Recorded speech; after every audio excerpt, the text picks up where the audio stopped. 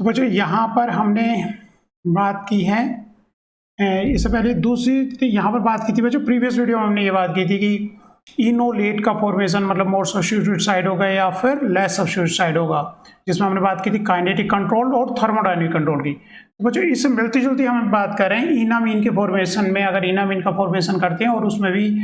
Carbonyl group क्या है, unsymmetrical है, मतलब एक साइड जो है मोर सब्स्टिट्यूटेड, एक साइड बच्चों लेस सब्स्टिट्यूटेड है, तो वहाँ पर किस चीज़ का फॉर्मेशन होता है। यहाँ पर तो हमने देखा था एलडीएल लेस इंडर्ट साइड से प्रोटॉन का ऑब्स्ट्रक्शन करता है और लेस सब्स्टिट्यूटेड इनोलेट का फॉर्मेशन होता है, जबकि थर्मोडायनेमिक कंडीशंस में वहाँ मोर सब्स्टिट्यूटेड इनोलेट का फॉर्मेशन होता है। तो बच्चों चलते हैं हम इनामीन के फॉर्मेशन में। तो यहाँ पर मैंने एग्जाम्पल लिया हुआ बच्चों इनामीन का, इसको देखते हैं। इन द केस ऑफ इनामीन, इनामीन के केस में बच्चों कीटोन है, ये अनसिमेट्रिकल कीटोन है, यहाँ पर केवल CH3 है और यहाँ पर बच्चों ये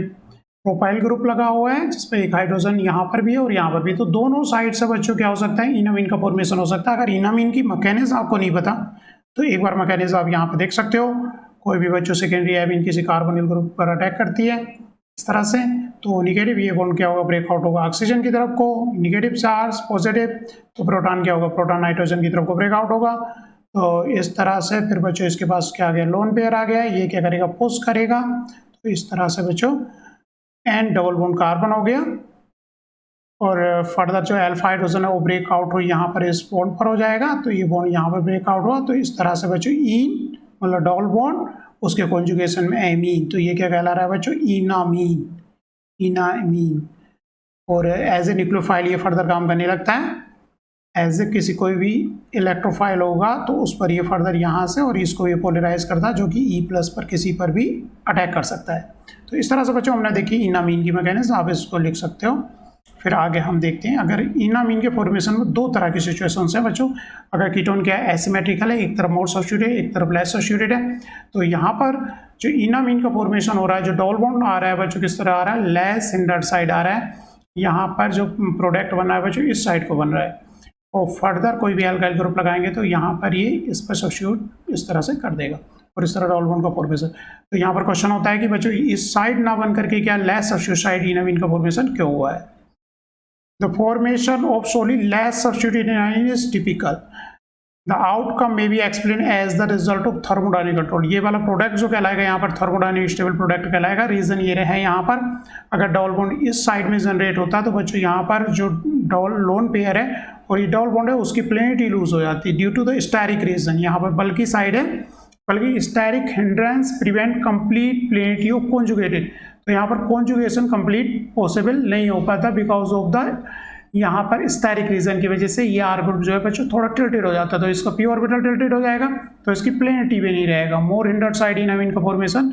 नहीं बनेगा, बल्कि क्या हो जाएगा बच्चों लेस हिंडर्ड साइड में। तो बच्चों इतना यहाँ पर क्या है, स्टेरिक इतना रीजन नहीं रहा है क्योंकि यहाँ पर CH3 वगैरह ग्रुप्स नहीं लगे हुए हैं और अच्छे से ये क्या हो रहा है, स्टेबलाइज हो रहा है, इसमें डिलोकलाइजेशन है इस लोन पेयर के साथ में due to the planarity of this lone pair with this double bond. इस डबल बॉन्ड के साथ में इस लोन पेयर की प्लेनिटी है, तो इसलिए ये ज़्यादा स्टेबल प्रोडक्ट बना है, मोर स्टेबल, थर्मोडायनेमिक के लिए मोर स्टेबल हो गया, भले ही लेस सब्स्टिट्यूटेड है लेकिन क्योंकि कॉन्जुगेशन फैक्टर की वजह से ये इसके कॉन्जुगेशन में रह पा रहा और यहाँ ये इसके कॉन्जुगेशन में नहीं रह पा रहा क्योंकि यहाँ पर क्या हो गया बच्चों, इनिबिशन हो गया कॉन्जुगेशन का, प्लेनिटी यहाँ पर लूज हो जाएगी, पी ऑर्बिटल जो है वो लोन पेयर के साथ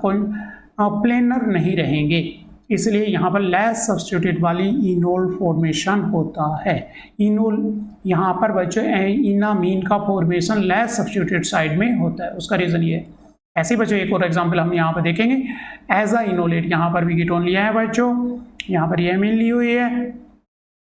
डाइमिथाइल हाइड्रोजोन का फॉर्मेशन हुआ है। यहाँ पर जो कीटोन लिया हुआ था मतलब अनसिमेट्रिकल था, एक CH3 था और दूसरी तरफ क्या थे, दोनों हाइड्रोजन थे। तो यहाँ पर भी जो बच्चों एज अ इनोलेट बोलेंगे इसको, एज अ इनोलेट जो बना है वो किस धर को बना है बच्चों, लेस सब्स्टिट्यूटेड साइड में बना है। The as a enolate form on less substituted side even when the distinction of between primary और सेकेंडरी, एक तरफ प्राइमरी होता है एक तरफ सेकेंडरी होता है, फिर भी जो है फॉर्मेशन किस एज अ इनोलेट के साथ में किधर होगा, लेस सब्स्टिट्यूटेड साइड में होगा और फर्दर एज ए न्यूक्लियोफाइल कहीं पर अटैक करेगा और कोई भी एल्काइलेशन या एसाइलेशन वहाँ पर हो जाएगा। तो बच्चों आपको ध्यान रखना है एज अ इनोलेट या फिर इनामीन में बच्चों फॉर्मेशन जो हो रहा है वो किधर हो रहा है, लेस सब्स्टिट्यूटेड साइड में हो रहा है, लेस सब्स्टिट्यूटेड साइड में फॉर्मेशन इनका हो रहा है, जबकि इससे पहले एग्जाम्पल जो हमने देखा था वो इनोलेट का एग्जाम्पल देखा था, उसमें थर्मोडायनामिक स्टेबल और काइनेटिक स्टेबल। लेकिन यहाँ पर इनामीन के केस में जो ये थर्मोडायनामिक स्टेबलाइजेशन हो गया, भले लेस सब्स्टिट्यूटेड है, less substituted alkene in general more stable होती है, लेकिन यहाँ पर थर्मोडायनामिक स्टेबिलिटी का रीजन क्या रहा है, क्योंकि ये कॉन्जुगेशन में पॉसिबल है, इधर कॉन्जुगेशन पॉसिबल नहीं हो पा रहा था, क्योंकि यहाँ पे प्लेनेटरी क्या हो गई थी,